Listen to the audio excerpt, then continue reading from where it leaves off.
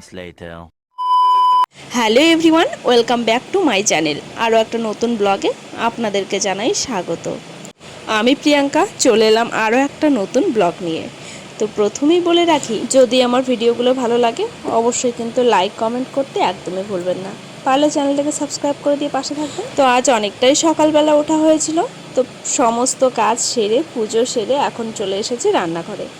তো আমি পুজো করতে করতে মা এদিকে লুচি ভেজে নিয়েছে, আর আজকের শুরুটা এই লুচি দিয়েই শুরু হবে। মানে সকালের আমাদের খাওয়া দাওয়া হবে এই লুচি, তার সাথে আলু ভাজা আর তার সাথে মিষ্টি। তো এই হচ্ছে আমাদের সকালের খাবার। তো বাবা বাড়ি চলে এসেছে, বাবার জন্য আমি এদিকে বেড়ে নিচ্ছিলাম খাবারটা। সত্যি কথা বলতে এই লুচি শুধু মিষ্টি দিয়ে খেলে পরে ভালো লাগে না, তাই একটু ঝাল ঝাল যদি কিছু হয় তাহলে একটু বেশি ভালো লাগে। তো মাকে বলেছিলাম একটুখানি আলু ভাজা, তার সাথে কিছু লঙ্কা ভেজে নিও। আর এই হচ্ছে মিষ্টি। আর পাতে মিষ্টি না থাকলে কিন্তু সে খাওয়াটাও পরিপূর্ণভাবে হয় না। তো বাবা দুদিন আগে এই মিষ্টিটা নিয়ে এসে রেখে দিয়েছে, তাই ভাবলাম এই লুচির সাথে যদি একটু মিষ্টি হয় তাহলে আরও বেশি জমেই যাবে। তো বাবা খেতে খেতে বলছিল একটুখানি কাঁচা লঙ্কা দিতে। তো ঝটপট করে বাবাকে খাবারটা দিয়ে চলে এলাম লঙ্কা তুলতে। আমাদের বাড়িতেই একটা গাছ হয়েছে লঙ্কার, মানে এটা লাগিয়েছিল মা। তো এখানে অনেক কটাই লঙ্কা হয়েছে। তো এর আগেও কিছুটা তুলে নিয়ে গিয়েছিলাম, তো আজকে আর কয়েকটা তুলে নেব। আর এদিকে না হনুমানের ভীষণ উৎপাত, মানে কিছু ফল দেখলেই তারা ছিঁড়ে নিয়ে নেবে। তবে লঙ্কাটা যে এখনও পর্যন্ত দেখেনি, তো কিছুটা লঙ্কা তুলে নিলাম। তো বাবাকে দুটো দেবো আর বাকিগুলো রেখে দেবো। তবে ঘরে অনেক লঙ্কা রয়েছে ফ্রিজে, তবে একটা টাটকা জিনিসের খাওয়ার মজাটাই আলাদা। তাই ভাবলাম গাছ থেকেই তুলে নিয়ে এসে দেই। তারপর বাবা খেয়ে চলে গেলে পরে আমি আর মা খেতে বসেছি। আর আমাদের খাওয়া শুরু হতে না হতেই এই তো পাপার দুষ্টুমি, মানে আমরা খাচ্ছি ওর বমি চলে আসছে। আরও খাবার দেখলে ঠিক এই রকমই করে, ভাবে যে ওকে যদি খাইয়ে দিই জোর করে। আর ওই যে দেখো জল খাওয়া হয়ে গেছে, জলটা ফেলা শুরু করে দিয়েছে। আর এদিকে মা বসে পড়লো। তো মা পাপা আমি তিনজনে মিলে বসে বসে খাচ্ছিলাম, আর তার সাথে হচ্ছিল গল্প। আর পাপা কিন্তু রান্নাঘরে এসে ও একদম চুপচাপ থাকে না, মানে ও সব কিছু নিয়ে ছোড়াছুড়ি শুরু করে দেবে। তো ওখানে আমি কিছুটা চামচ দিয়েছিলাম, মানে চামচের বাটিটা দিয়েছিলাম, তো সেটা নিয়েও খেলা করছিল। তো এই ফাঁকে মা আর আমি খেয়ে নিচ্ছিলাম, না হলে প্রচণ্ড পরিমাণে দুষ্টুমি শুরু করে। ওই যে কাপটা নিয়ে ঘুরে বেড়াচ্ছে। তো সকাল সকাল আজকে পরোটা খাওয়া হলো, পরোটা না সরি লুচি আলু ভাজা আর মিষ্টি খাওয়া হলো। তো সকালের পর্বটা শেষ। আর এখানে দেখো পানের বাটা নিয়ে বসেছি, মানে এদিকে পান আমি খুবই কম পাই, আর যার জন্য এই পানগুলো হচ্ছে কালকে একটা পাশের বাড়ি থেকে দিয়ে গেছে। তো ওদের একটা গাছ রয়েছে, তো যার জন্য দিয়ে গেছে। অনেকগুলো পান দিয়েছে, তবে আজকে পান খাবো না, খাবো হলো সুপুরি। এই যে আরেকটা জিনিস দেখাই, এই যে দেখো কত ছোট্ট ছোট্ট সুপুরি। এই সুপুরিগুলো কিন্তু আমাদের মধ্যে খায় না, ঠিক আছে, একদম এত ছোট ছোট সুপুরি খায় না, এগুলো ফেলে দেয়। তবে এখানে দেখি এই সুপুরিগুলোও খেয়ে নেয়। তো এখন যাব আবার রান্না করতে, কারণ বাবা নিয়ে এসেছে চিকেন। তো চলো দেখাই।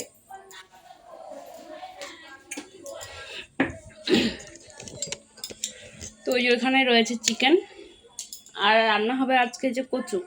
তো তার আগে রান্না করার আগে আমার ঘরটাকে আগে পরিষ্কার করতে হবে। এতক্ষণ পাপা ছিল, তো ঘর একদম অগোছালো করে রেখেছে। আমরা খাওয়া হলো, সে এঁঠো থালা বাসনগুলো রয়েছে, এগুলো পরিষ্কার করে নিয়ে তারপর বসবো রান্না করতে।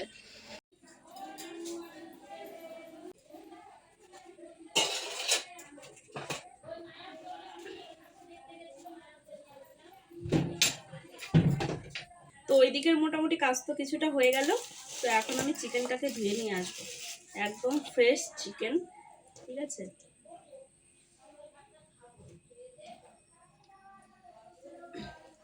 তো এই হলো চিকেন, তো চিকেনটাকে আমি ধুয়ে নিয়ে আসি।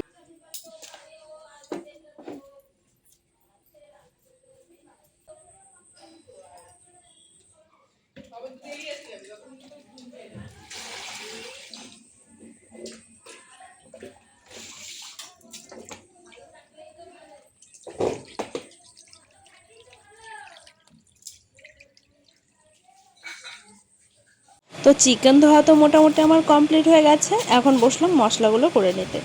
তো আজকে পাপার জন্য একটুখানি চিকেন রান্না করব হালকা মশলা দিয়ে। একটুখানি আলু দিয়ে চিকেনটাকে করে দেবো। কারণ রোজ রোজ না ডাল খেতে চায় না। এখন যেহেতু একটুখানি বুঝতে শিখছে, যার জন্য মানে মুখের একটু স্বাদ পাচ্ছে, তো যার জন্য ও শুধু ডাল দিয়ে বা ডালের সঙ্গে যে কোনো সবজি দিয়ে ওরকম করে খেতে চায় না। তো যার জন্য ভাবছি আজকে ওকে একটুখানি তরকারি রেঁধে দেবো। এর আগে একদিন খাসি নিয়ে এসেছিল, তো সেদিন আমি ওর জন্য ছোট ছোট টুকরো করে সেটাকে আলু তারপর পেঁপে দিয়ে রান্না করে দিয়েছিলাম। ও এত ভালো খেয়ে করে বুঝলাম বলছি। আসলে আলু পেঁপে দিয়ে যেহেতু রান্না করেছি আর ওটা দিয়ে ওকে মেখে খাইয়ে দিয়েছি। অন্য দিন মানে ডাল দিয়ে যেদিন রান্না করা হয় সেদিন কিন্তু ও খেতে চায় না, বমি পায়। তো সেদিন আমি খাইয়েছি, সেদিন একদমই বমি পায়নি, মানে ভালোভাবেই খেয়ে নিয়েছিল। তাই মানে বুঝতে পারছিলাম যে ডাল দিয়ে ও আর খেতে চাচ্ছে না। তো যাই হোক, যার জন্য ভাবলাম যে ওর জন্য রান্না করবো। আর ওর জন্য আমি রান্না করে রেখে দিয়ে তারপর কিন্তু আমাদের চিকেনটা বসিয়েছি। আর এখানে মোটামুটি আমার কষানোও হয়ে গেছে। আর ও এই চিকেনের মধ্যে দেবো গরম জল। আমি সবসময় যেহেতু গরম জলটা ইউজ করি মানে তরকারিতে, যার জন্য গরম জল বসিয়ে দিয়ে চিকেনটাকে কষিয়ে নিয়ে তারপর কিন্তু সেই গরম জলটা দিয়েছি। একদম মানে টকটক করছে মাংসটা। তো ওইদিকে মাংসটা হতে থাক, আর ঘরে যা যা কাজ রয়েছে তো সেইগুলোকে সেরে নেব। কারণ পাপার খাওয়ার টাইম হয়ে যাচ্ছে, আবার তার মধ্যেও ঘুমের টাইমও হয়ে যাচ্ছে। এই টাইমটা আমি একদমই মানে ফাঁকা পাই না। এই টাইমটা আমার খুব তাড়াহুড়ো করে কাজ করতে হয়। তো যার জন্য বসারও সময় নেই, তাড়াহুড়ো করে সব কিছু কাজ সেরে চিকেনটা নামিয়ে নেব। আমাদের মোটামুটি সেই সকাল থেকে 12টা পর্যন্ত প্রচণ্ড পরিমাণে কাজ থাকে, আমি যেটা বলি সব সময়। আর যেহেতু 12টার সময় জল আসে, সেই জলে পাপাকে স্নান করানো হয়। আর 1 ঘন্টা যেহেতু জল থাকে, যার জন্য আমরা সকালবেলায় সব কাজ করে রেখে দিই। কারণ আমাদের রান্নাবাড়ি করতে প্রায় দুপুর হয়ে যায়, যেহেতু আমরা দুপুরে রান্নাটা একবারে করে রেখে দিই। তো এই দিকের মোটামুটি কাজগুলো হয়ে গেল। এখন পাপাকে স্নান করি, ওকে ঘুম পাড়িয়ে দেবো। তো এখন বাজে সন্ধ্যে 7টা, আর সন্ধ্যার সময় পাপার খাওয়া হয়ে গেছে। তো এখন ভাবছি একটুখানি টুকটাক করে কাজ করব। তো দুপুর টাইমটা পাপাকে ঘুম পাড়ানোর পর আমি একটুখানি ঘুমিয়ে নিয়েছিলাম, কারণ দুপুরবেলা তো সেরকম আমাদের কোনো কাজ নেই। তো যাই হোক, আজকে হলো পাপার মানে আমার শ্বশুর মশাইয়ের একটা শার্ট রয়েছে অনেক দিন ধরে এখানে, অনেক দিন ধরে না সরি। তো কালকে মায়ের শার্টটা দিয়েছে যে একটুখানি আয়রন করে দিতে, তো যার জন্য ওটা এখন আয়রন করে নেব। তো শার্টটা আয়রন করতে দিয়েছে, আমার আর আয়রন করাও হয় না। তো ভাবছি এখন বসে বসে একটুখানি আয়রন করে নেই। তো সেরকম তো ব্লগ বানানো হয়নি। আর আজকে দুপুরবেলাও মানে বিকেলের দিকে প্রচণ্ড পরিমাণে বৃষ্টি, তো যার জন্য বিকেল করে আর রাস্তাতেও বেরোনো হয় না। তো যাই হোক, আয়রনটা করে নিই। আর বাবা তো আমি এখানে যখন এসেছি তখন থেকে দেখতাম বাবা শুধু সাদা শার্ট আর সাদা প্যান্ট পরতো, ঠিক আছে, যার জন্য প্রচুর সাদা শার্ট আর প্যান্ট রয়েছে।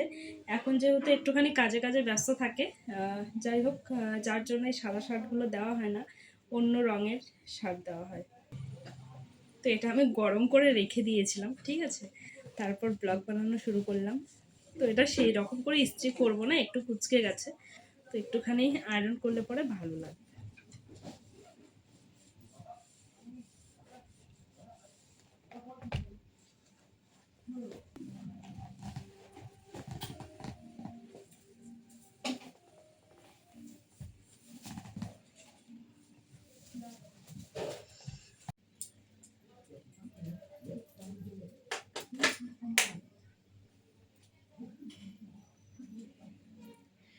তো ওখান থেকে এই ইস্ত্রিটা এখানে আসছে না, যার জন্য একটুখানি লেট হচ্ছে। একটু গরম করে নিয়ে আয়রনটা করে নেব।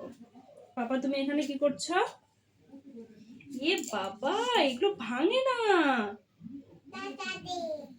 হ্যাঁ কাঠি, ওগুলো বের করতে হয় না শোনা, ব্যথা পাবে তো তুমি।